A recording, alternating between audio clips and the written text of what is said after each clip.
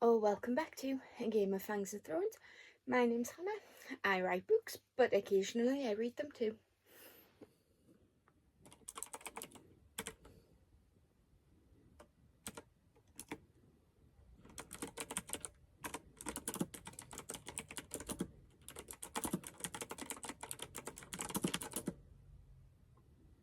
So, as you can tell by the title, this is a little recent reads video for November.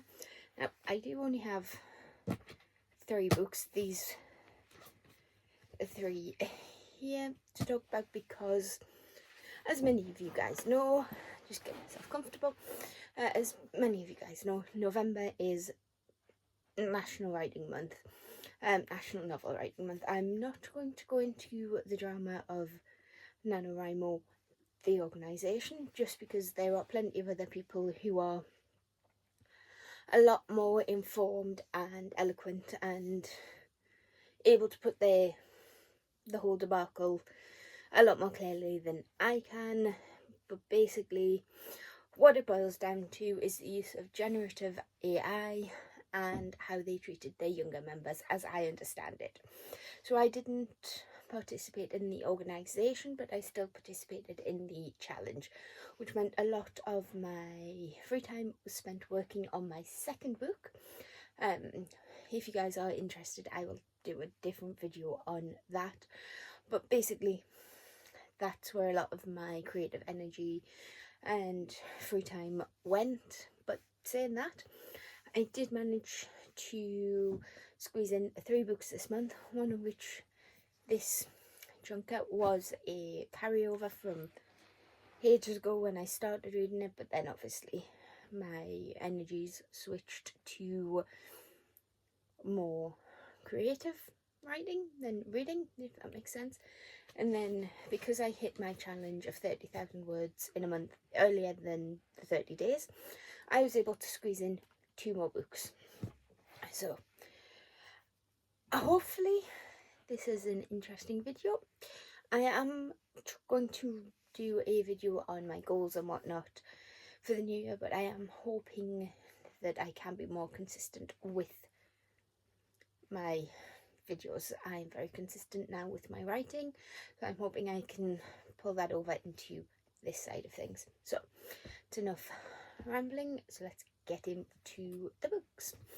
So first book I finished was Sarah J Maas's The House of Flame and Shadow, which is book 3 in the Crescent City series. I believe this is a trilogy. It did round out nicely.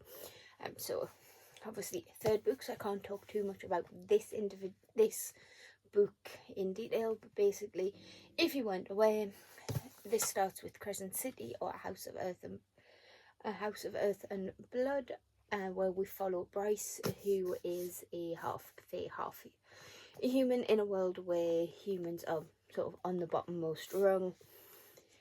She's also a princess, as it's not really ever disclosed if she's the product of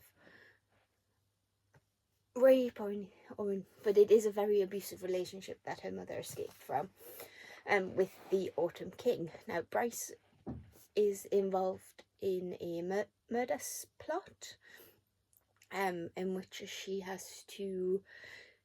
Sorry, it's been a while since I read the first book, and I'm trying to think of what's spoilers and what's not. But basically, in this world of creatures, fae, werewolves, shifters, angels, sprites, we are following Bryce, who is half human, half fae, as she is assigned a bodyguard in the form of Hunt Alethar, who is an angel with secrets of his own, which are deepened and explored in the subsequent books, culminating in this one.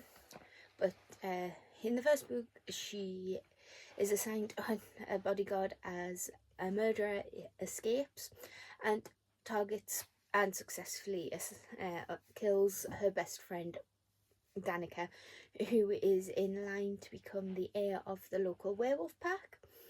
And obviously that Danica's death is the catalyst for a lot of these events. And as trilogies go, I don't think this was a very strong ending. It was a slog to get through, not just because obviously my outlet was writing.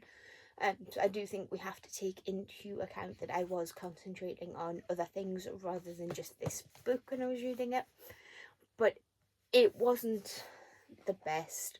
I think, I don't want to say it was too long because I think everything in there needed to be in there. But I think the pacing was a little bit off. I didn't enjoy the characters as much as I have in the previous installments, so I'm not sure where I stand on this one. I am mostly up to date with Sarah J Maas's works. I do have a Court of Silver Flames right here on the TBR card to read, but I think... Oh, this does contain minor spoilers for this series, so just be aware of that going in. All I'm going to say is this proves the Maasverse. But yeah, I think I'm going to withhold judgment on this, just to see if there's anything else coming out, but it wasn't a favourite. It was a nice circular ending. Everything, I think, wrapped up nicely. There is a little bit of scope for spin-off books if we follow different characters, but I think as a whole, Bryce and Hunt, or Alethar, I think their story is done, and it was done nicely. It was done, can I say with respect? But I liked it. I didn't love it, and it was a slog, but I liked it. I think because I'm struggling to talk about this means that it's probably going to be a 3-star. It was fine. But then we have Hollowpox, The Hunt for Morrigan Crow, which is a Nevermore book by Jessica Townsend. This is the 3rd book in the series, and I have had this for way too long without reading it. This one is a middle grade, so I think there is... Each book so far has had an internal plot, which in the way of most middle grades does get resolved within the pages, but there is an overall arching plot that takes you from book 1 to book 3. Book 4 has been announced, but I haven't seen or heard it coming out yet, so I will be picking it up. I love these stories. They are so wholesome and enjoyable, and it gets me in the feels, I'm not gonna lie. So before I gush, Morrigan Crow starts with Nevermore. If you weren't aware, so obviously this is the 3rd book, so I can't talk too much about the overarching plot, but I can talk about the details because each book, I think, tends to stand on its own. But in the 1st book, we meet Morrigan Crow, who is a cursed child and is blamed for all of the bad luck that happens in her sort of normal, mundane village, and she's cursed to die on her birthday. But within this world, there's also... So Morrigan lives in, I think it's the Republic. But on her birthday, on the eve of her birthday, just before midnight, a strange man, very effervescent, very... I don't want to say pick-me energy, but he gives that energy, called Captain Jupiter North, whisks her away from the curse, from the Republic to the Free State of Wonder. Wonder is a magical place. I think Harry Potter with less conniving adults. And in the 1st book, Morrigan is introduced to the Wondrous Society and is tested for her place. She is tested for her place in the Wondrous Society, and the overall plot goes from there. Now, within Hollowpox, there is a virus. I know, maybe I put this one off because of what happened with Corona, but it was very interesting reading this and comparing what was happening with the world at the time. But in this we have a virus called which is being called the Hollowpox, which is affecting the Wunimals, which are the magical animals within the Wondrous Society, and is unfortunately changing them into Unimals, which are just bog standard animals that can't talk, don't have any human characteristics.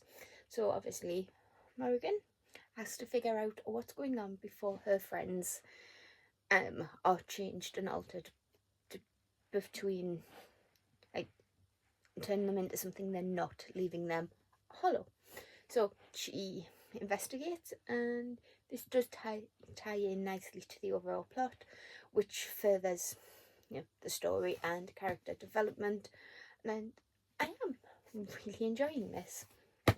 And the final book, I have to admit, this was a recent purchase that I picked up on a whim, and I couldn't decide what to read, so I used the reading prompt cards that I got from an Illumicrate box, and this was the book that fit the prompt. Admittedly, I did finagle the prompt to fit this book, but it's a game. I'm reading. It helps me make a decision. But this is A Filthy Rich Vampire by Geneva Lee, which is book 1 in the Filthy Rich Vampire series. And it is primarily a romance between a vampire and a human. And in this world, the vampires are rich, successful. It's giving Crazy Rich Asians meets Twilight, a little bit of I was going to say 50 Shades, but it's not. But it's giving that kind of vibe. Very rich people doing what they want when they want. But we follow Julian, who is our vampire main lead. He's rich, he's successful. He's just woke up from a 20-30 year nap to decide to find that his mother has reenacted an ancient ritual tradition in the Vampire Society called the Rites, in which he has to find and mate with a familiar, which is a witch in this world, to carry on the Rousseau bloodline. Now, Julian couldn't care less, but in a party, he bumps into Thea, who is our female main character, who is, what does it say? Oh, she is way too human and painfully innocent at times. But her naivety and innocence comes out as endearing in this book, which was refreshing. So this has the fake dating trope, which I didn't think I liked, but I liked in here, because it makes sense. Julian gets an out from the matchmaking, and I think it is actually described in the book as Pride and Austen for the 21st century. So Julian gets an out from that, and Thea gains protection, and because Julian is so wealthy, he doesn't think anything of showering her with gifts. Now, Thea is a student, so she has student debt, but she's also working 2 jobs, menial. It's not explicit, but I think it's like menial wage. She's a waitress and she gigs at these parties and while studying, but she's also carrying the burden of her mother's illness. It is trigger warnings for cancer. There is a list of trigger warnings at the back, which I don't agree with. I think it should be at the front. But it includes violence, familial estrangement, blood rituals, beheadings, mind-altering substance use, and death are shown on the page, with sibling death and discussions of cancer in the backstory. But I appreciate the author's note being there, and while none of those topics really affected me, I think the author's note should be at the front of the book. But that's just me, preference. But yes, it for all those dark topics. This was actually quite funny. I think I read it in like 2 sittings, and I will pick up the sequels at some point, but you know, I have all of these books, and you can't say but at the top to read as well. So yes, there is that. So considering I've been working on my own stories for the month of November and not really concentrating on refilling that creative well by reading other people's work, I'm quite happy with my little stack of 3 books.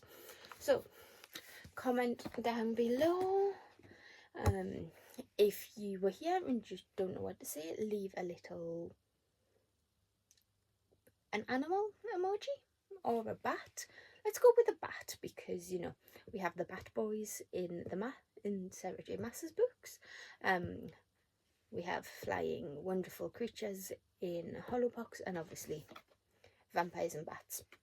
So leave a bat emoji down below if you just want to let me know you're here. If you do want to let me, let's go for a question of the video. What have you been reading in November? What have you enjoyed? What have you disliked? And do you agree with what I've said about these books? I'm not rating just because I'm out of practice and I think they are very subjective.